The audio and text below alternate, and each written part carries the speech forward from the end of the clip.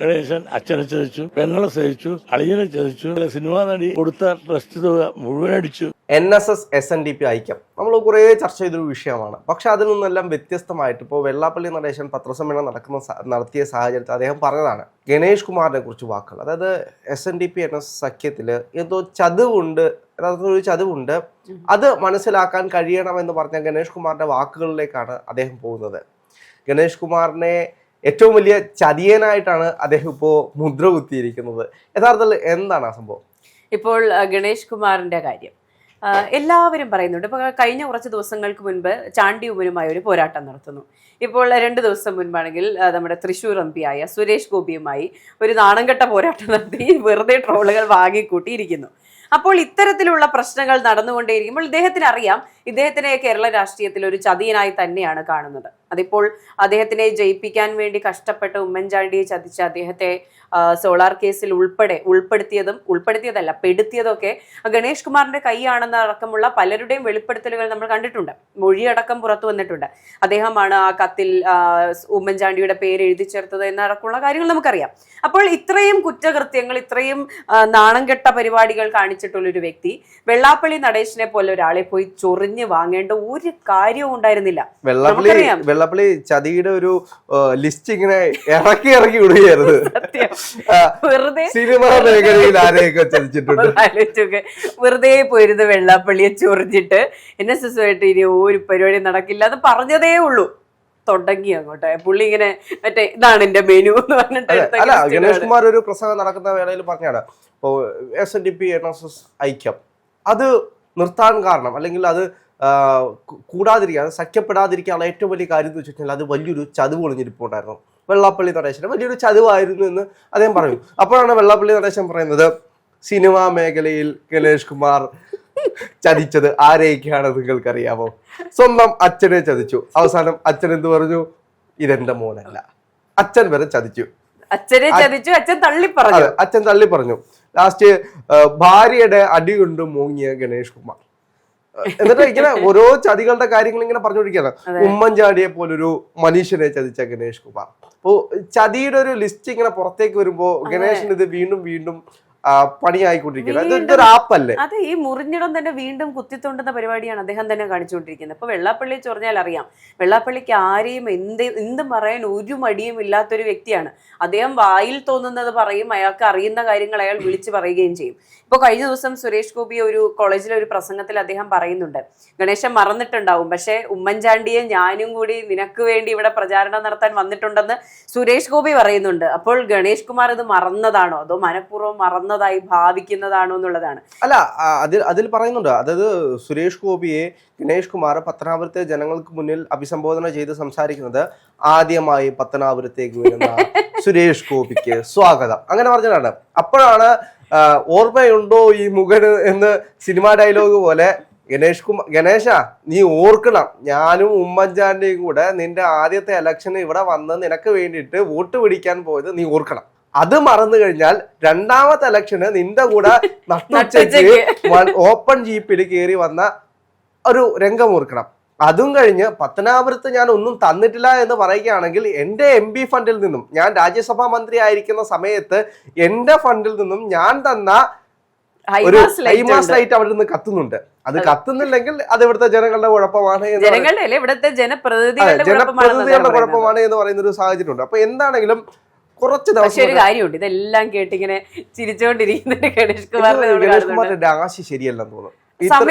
ഇത്രയും നാളും ശുക്രൻ ഉദിച്ചു നിന്നിരുന്ന ഗണേഷ് കുമാറിന്റെ തലയിലേക്ക് ഒരു സമയം വരെ അദ്ദേഹം KSRTCക്ക് കൊടുത്ത വിലമതിക്കാനാകാത്ത സംഭാവനകളുടെ പേരിലാണ് അദ്ദേഹം അറിയപ്പെട്ടിരുന്നത്. വലിയ ബസ്സുകൾ ഓടിക്കുന്നു, മറ്റേ പാട്ടൊക്കെ ഇട്ട് വണ്ടി ഓടിക്കുന്നു, ആ ഒരു പരിപാടിയൊക്കെ നടക്കുന്നുണ്ടായിരുന്നു. പക്ഷെ ഒരു പോയിന്റ് കഴിഞ്ഞപ്പോൾ ഈ പറഞ്ഞ മൂടുപടങ്ങൾ അഴിഞ്ഞു വീഴാൻ തുടങ്ങി. അദ്ദേഹം എന്തൊക്കെ ചെയ്യുന്നില്ല, അദ്ദേഹം ചെയ്യുന്നതിൽ അപാകതകളുണ്ട്, അദ്ദേഹം എത്ര വലിയ നെറ്റിപ്പട്ടം കെട്ടി എന്ത് എഴുന്നള്ളിച്ചു എന്ന് പറഞ്ഞാലും അതിന്റെ അടിയിൽ ചെയ്യാതെ പോകുന്ന പാളിപ്പോകുന്ന പല കാര്യങ്ങളുണ്ടെന്ന് ജനം തിരിച്ചറിയാൻ തുടങ്ങി. അവിടെ മുതൽ അദ്ദേഹത്തിന് പാടി. എന്നാൽ പിന്നെ വാ അടച്ചിരിക്കുക എന്നുള്ള ഒരു ഉദ്യമത്തിലേക്ക് കാര്യങ്ങൾ കൊണ്ടുപോകും. ഒന്നാമത്തെ കാര്യം ഞാൻ പറഞ്ഞുതരാം, ജർമ്മൻ ടെക്നോളജി. ഇപ്പൊ പുള്ളിയെ സംബന്ധിച്ച് പുള്ളി മാത്രമാണ് വലിയ വലിയ ലക്ഷ്യബോധമുള്ള കാര്യങ്ങൾ കൊണ്ടുവരുന്നത്. ഇന്നവരെ ഇവിടെ ആരും ചെയ്തിട്ടില്ലാത്ത രീതിയിലുള്ള കാര്യങ്ങൾ ഞാൻ മാത്രമാണ് കൊണ്ടുവരുന്നത്. KSRTC-യിലാണെങ്കിലും പുള്ളി പറയുന്നതാണ്, ഇവിടെ ആരും കൊണ്ടുവന്നിട്ടില്ലാത്ത, നിങ്ങൾ ആരും കണ്ടിട്ടില്ലാത്ത വോൾവോ ബസ് ഞാനിതാ ഇറക്കാൻ പോകുന്നു. എന്നിട്ട് ആ ബസ്സിന്റെ കുറെ സ്പെക്സ് പറയുന്നു. ഇതിങ്ങനെയാണ്, 12 സീറ്റ് ഉണ്ട്, സ്വിച്ച് ഇട്ട ലൈറ്റ് കത്തും, ഡോർ അടച്ച ഡോർ അടയും, പിന്നെ വിൻഡോ അടച്ച കാറ്റകത്തേക്ക് കയറിയില്ല, തണുത്ത കാറ്റ്. ഇത് സ്വന്തമായിട്ട് എനിക്ക് ഓടിക്കാൻ അറിയാന്ന് പറഞ്ഞ് ഫ്രണ്ടിൽ കയറിയിരുന്ന് ഓടിക്കും. പിന്നെ എന്തിനാ ഡ്രൈവർ? അതെ. അപ്പൊ അങ്ങനെയാണെങ്കിൽ കേരളത്തിലെ മുഴുവൻ വണ്ടികൾ ഇവിടുത്തെ മന്ത്രി ഓടിച്ചടക്കേണ്ടി വരും. അതെ, KCB-യിലെ എല്ലാ ഓഫീസിലും പോയി മന്ത്രി ഇരുന്ന് സ്വിച്ച് ഇടുകയും ഒപ്പൊക്കെ ചെയ്യേണ്ട സാഹചര്യം വരും. അല്ല, അതേപോലെ എനിക്ക് ഏറ്റവും കൂടുതൽ ഓർക്കാൻ കഴിഞ്ഞ ഏറ്റവും വലിയ ടെക്നോളജി എന്ന് പറഞ്ഞാൽ ജർമ്മൻ ടെക്നോളജി. അപ്പൊ അപ്പുറത്തും ഇപ്പുറത്തും കുറെ കോളേജ് കുട്ടികളുണ്ട്. അപ്പം അവരെ എല്ലാം പോയിട്ട് എഞ്ചിനീയറിംഗ് വിദ്യാർത്ഥികളെല്ലാം വിളിച്ചിട്ട് ഇതാണ് ജർമ്മൻ ടെക്നോളജി, 1 മാസത്തിനുള്ളിൽ അമേരിക്കയെ പോലുള്ള റോഡുകൾ ഇവിടെ വരും. ഇത് ഇന്നേ വരെ ഇവിടെ ആരും കൊണ്ടുവന്നിട്ടില്ല. നിങ്ങൾ കാണണം, ഇതാണ് ടെക്നോളജി. ഇതിലേക്ക് സിമെന്റ് ഇട്ട് കഴിഞ്ഞാൽ കുഴയ്ക്കും, ഇതിനകത്തോട്ട് റോഡിൽ തന്നെ ഇടും, തന്നെ ട്രാക്ടർ വന്ന് പോയി റോഡ് 1 മാസം കൊണ്ട് നിങ്ങൾ ആരും കാണാത്ത രീതിയിലുള്ള റോഡുകൾ ഇവിടെ വന്നിരിക്കും. ഇതാരാ കൊണ്ടുവരുന്നേ? ഗണേഷ് കുമാർ. ഓർക്കണം, ഇതെല്ലാം കഴിഞ്ഞിട്ട് 5 കൊല്ലമായി. ഈ 5ാമത്തെ കൊല്ലവും അവിടുത്തെ റോഡ് നോക്കിക്കഴിഞ്ഞാല് ജർമ്മൻ ടെക്നോളജി ഇല്ല, ഒരു ജർമ്മൻ ഷെപ്പേർഡ് പട്ടി പോലും ഇല്ലാത്ത അവസ്ഥയിൽ പട്ടികളുണ്ട്, ഒരുപാട് പട്ടികൾ റോഡിൽ വഴിയാതെ വഴി നീള പട്ടികളാണ്, പക്ഷേ കുഴികളാണ്. എങ്ങനാ ഇതിന്റെ മേലിലൂടെ മറ്റേ നമ്മൾ അറിയാവുന്ന പോലെ പാറപ്പൊടിയും മെറ്റിലും എല്ലാം കൂടി ഇട്ടിട്ട് ഇത് പോയി കുണ്ടും കുഴിയായി മഴവെള്ളം കയറി കിടക്കുന്ന റോഡുകൾ മാത്രമായി കാണുന്നൊരു സാഹചര്യം. ഇപ്പോൾ ഞാനിപ്പോൾ 5-6 മാസമായി ആ വഴിക്ക് പോയിട്ട് ഇതിൻ്റെ ഇടയ്ക്ക്, അതായത് ഇലക്ഷൻ വരുമല്ലോ, ഇതിൻ്റെ ഇടയ്ക്ക് പണി വല്ലോ നടക്കുന്നുണ്ടോ എന്ന് എനിക്കറിയത്തില്ല. പക്ഷേ നേരത്തെയൊക്കെ പോവുകയാണെങ്കിൽ ആ വഴി പോകാൻ പറ്റത്തില്ല. ആ വഴി പോവാതെ വേറെ ഏതെങ്കിലും വഴി കൂടെ പോകാൻ പറ്റുമോ എന്ന് നോക്കിക്കഴിഞ്ഞാൽ പത്തനാപുരത്തെ സംബന്ധിച്ച് നമ്മൾ നോക്കിക്കഴിഞ്ഞാൽ മെയിൻ റോഡുകളെല്ലാം അത്യാവശ്യം കുഴപ്പമില്ലാത്ത റോഡുകളാണ്. പക്ഷേ അക റോഡുകൾ നോക്കിക്കഴിഞ്ഞാൽ എല്ലാം പൊട്ടിപ്പൊളിഞ്ഞ് നടക്കുന്ന ഒരു സാഹചര്യമാണ്. നല്ല ഒരു റോഡ് പോലും അകം വഴി, അതായത് പുറത്തേക്ക്, അതായത് പുറത്തോട്ട് ഒരാൾ കാർ കൊണ്ടുപോവാണെങ്കിൽ നല്ല റോഡ്, നല്ല വഴികൾ, പക്ഷെ അകത്തോട്ട് കയറി കഴിഞ്ഞാൽ മൊത്തം പോയി.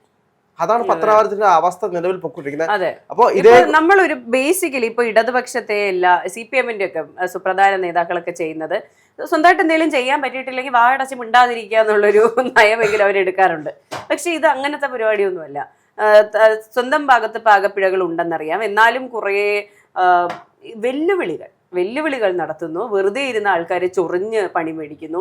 ചാണ്ടിയുമ്മനൊക്കെ ഇങ്ങനെ ആൾക്കാരുമായിട്ട് വലിയ വാഗ്വാദങ്ങൾ ഉണ്ടാകുന്നതൊക്കെ വളരെ കുറവാണ്. അപ്പൊ ചാണ്ടിയുമ്മനെ വരെ ചൊറിഞ്ഞ് മേടിക്കുന്നു. ഇപ്പോൾ നേരെ ചെന്ന് ചാടിയിട്ടുള്ളത് വെള്ളാപ്പള്ളിയുടെ അടുത്താണ്.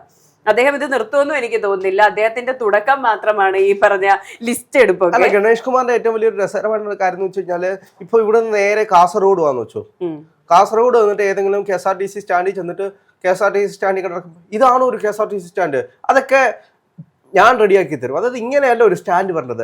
ഈ സ്റ്റാൻഡ് വരേണ്ടത് തിരിച്ച് വസ്തുപ്രകാരമായിട്ട് അപ്പുറത്തെ വശത്തേക്ക് വെച്ചിട്ട് ഇപ്പുറത്തെ വശത്ത് വെച്ച് ഇങ്ങനെയൊക്കെ അദ്ദേഹത്തിന് കുറച്ച് ഡയലോഗുകളുണ്ട്. അപ്പൊ രാഹുൽ പത്തനാപുരം ബസ് സ്റ്റാൻഡിന്റെ അവസ്ഥ എന്താണ്?